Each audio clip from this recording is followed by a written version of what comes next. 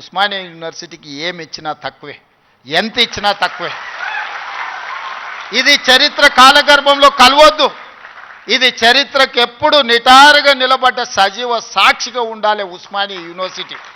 ఏం కావాలనో అడగండి, అడగకపోతే మీ పేదరికమే, అడగకపోతే మీదే పేదరికం. అది నా తప్పు కాదు, అది మీ తప్పు, మీ పేదరికం తప్పు.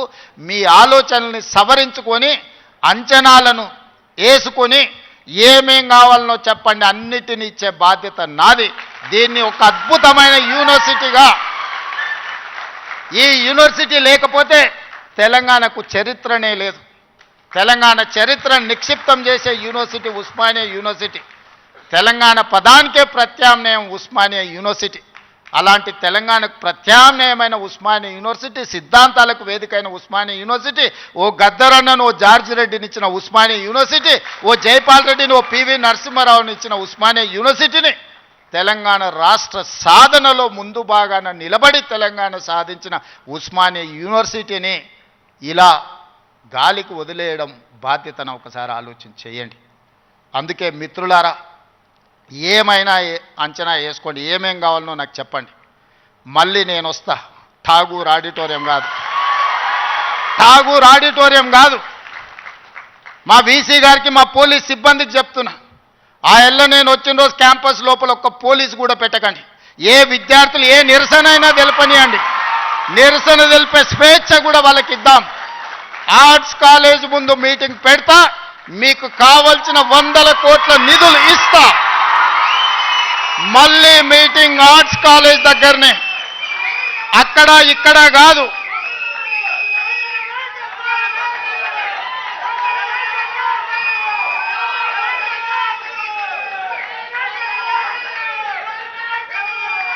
ఆర్ట్స్ కాలేజ్కి వచ్చిన రోజు డీజీపీ గారికి, సిటీ కమిషనర్ గారికి నేను ఆదేశాలు ఇస్తున్నా, ఒక్క పోలీసు కూడా క్యాంపస్ లోపల ఉండొద్దు, నేను వస్తా. ఎవరు వీళ్ళు? మా తమ్ముళ్ళు, మా చెల్లెళ్ళు తండాలలో, గూడాలలో, మారుమూల పల్లెల్లో పేదరికం రుచి చూసి అభివృద్ధి జరగాలి, డాక్టర్లు, లాయర్లు, ఇంజనీర్లు కావాలి, ఐఏఎస్లు, ఐపీఎస్లు, ఐఎఫ్ఎస్లు అయి ఈ దేశ నిర్మాణంలో భాగస్వాములు కావాలని ఇక్కడికి వచ్చిన వాళ్ళను ఆనాడు ఉన్నాయన గొర్రెలు, బర్రెలు, చేపలు పెంచుకోండి అంటే ఈరోజు డాక్టర్లు, లాయర్లు, ఇంజనీర్లు కాండి, ఐఏఎస్లు, ఐపీఎస్లు కాండి అని నేనంటున్నా. నేను రావద్దా? ఎందుకు రావద్దు? గొర్రెలు, బర్రెలు, చేపలు పెంచుకునేటోనికి నేను రావద్దని కోరిక ఉండొచ్చు, కానీ డాక్టర్లు, లాయర్లు, ఇంజనీర్లు, ఐఏఎస్లు, ఐపీఎస్లు అయ్యే విద్యార్థులకు నేను రావద్దని నన్ను అడ్డుకోవాలన్న ఆలోచన ఎందుకు ఉంటుంది? ఒకవేళ అడ్డుకుంటే వాళ్ళు వేసే యక్ష ప్రశ్నలకు సమాధానం చెప్పే చిత్తశుద్ధి నాకుంది. తెలివి ఉందా లేదా పక్కన పెడితే నాకు చిత్తశుద్ధి ఉంది. నా చిత్తశుద్ధిని ఎవరు ప్రశ్నించలేరు, ఎవరు శంకించలేరు. అందుకే మీరు అంచనాలు పెంచండి, అంచనాలు వెయ్యండి, అన్ని వివరాలు సేకరించండి. డిసెంబర్ మాసం మనకు అత్యంత కీలకమైన మాసం. Miracle month is December. క్రిస్మస్ని మిరకల్ మంత్ అంటారు, అద్భుతాలు జరిగే నెల అంటారు. డిసెంబర్ 9, 2009కి చరిత్ర పుటలలో ఒక గొప్ప పేజీ ఉన్నది. మొట్టమొదటి తెలంగాణ రాష్ట్ర ప్రకటన డిసెంబర్ 9, 2009 నాడు జరిగింది. అందుకే డిసెంబర్ నెల అంటే నాకు అత్యంత ఇష్టం. మళ్ళీ డిసెంబర్లో ఆర్ట్స్ కాలేజ్ దగ్గర మీటింగ్ పెట్టండి, నేను వస్తా. మీకేం కావాలనో అక్కడికక్కడ అన్ని మంజూరు చేసి జీవో ఇచ్చిపోతా. మొత్తం లెక్క పెట్టండి, ఏం పనులు కావాలో నాకు చెప్పండి.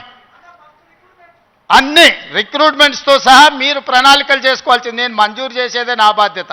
పబ్లిక్ సర్వీస్ కమిషను ఆనాడు గ్రూప్ 1 పరీక్షా పత్రాలు జిరాక్స్ సెంటర్లలో పల్లి బఠానీల కింద అమ్ముకుంటే పబ్లిక్ సర్వీస్ కమిషన్ని ప్రక్షాళన చేసి కొత్తగా నియమించి పరీక్షలు నిర్వహించి దాదాపుగా 85% ఎస్సీ, ఎస్టీ, బీసీ మైనారిటీలు ఈరోజు సెలెక్ట్ అయ్యే పరిస్థితి ఉంటే కొంతమంది అడ్డుకోవాలని కోర్టుకెళ్ళి స్టే తీసుకొచ్చి సంవత్సరాల కొద్దీ 2011లో పబ్లిక్ సర్వీస్ కమిషన్ గ్రూప్ 1 పరీక్షలు జరిగితే 2025 వరకు మళ్ళీ పరీక్షలు జరగలేదు. 14-15 ఏళ్ల తర్వాత నేను పరీక్షలు నిర్వహిస్తే ఫలితాలను ప్రకటించకుండా అడ్డుకుంటారు. విద్యార్థులారా మీరు ఆలోచన చేయండి.